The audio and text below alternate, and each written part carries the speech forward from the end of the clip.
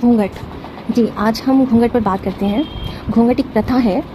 घूंघट प्रथा, बुर्का प्रथा, पर्दा प्रथा, ये सब काफ़ी पहले से चले आ रहे हैं और आज भी हमारे समाज में चल रही हैं और आगे कितना चलेंगी इसका पता नहीं।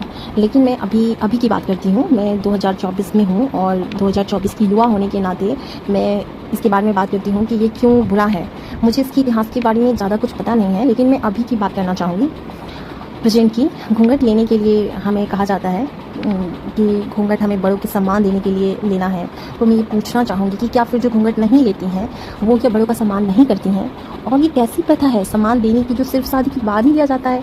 शादी के पहले तो कोई लड़की या महिला घूंघट करके नहीं घूमती, सम्मान नहीं करती, और जब शादी होती है तो पूरे परिवार के बड़े बुजुर्ग आशीर्वाद देने के लिए लड़की के पास, लड़की के स्टेज पे जाते हैं। वहाँ भी तो लड़की बिना घूंघट की होती है। तब तो सब लोग दूल्हा दुल्हन को देखने वहाँ जाते हैं और फिर जैसे ही लड़की शादी करके घर आ जाती है तो घूंघट शुरू हो जाता है। ऐसा क्यों? इसका एक और उदाहरण देना चाहूँगी। अगर घूंघट बड़ों का सम्मान देना ही है तो महिलाओं को उन्हीं से घूंघट लेने को क्यों कहा जाता है, जो सिर्फ खुद के परिवार से ही होते हैं? जब महिलाएं किसी बाहरी गाँव में जाती हैं और कोई अनजान बड़ा बुजुर्ग मिलता है तो वो उनसे घूंघट क्यों नहीं करती? फिर अगर मान लीजिए आपके गांव की सरपंच महिला बन जाए और वो घूंघट में रहे, तो फिर कैसे कोई उनको अपने गांव की समस्या बता पाएगा? सरपंच का पद तो एक प्रकार से गांव का मुखिया ही होता है, और अगर मुखिया ही घूंघट में है तो फिर कैसे गांव का विकास होगा? और मैं तो सिर्फ सरपंच के पद की बात कर रही हूँ।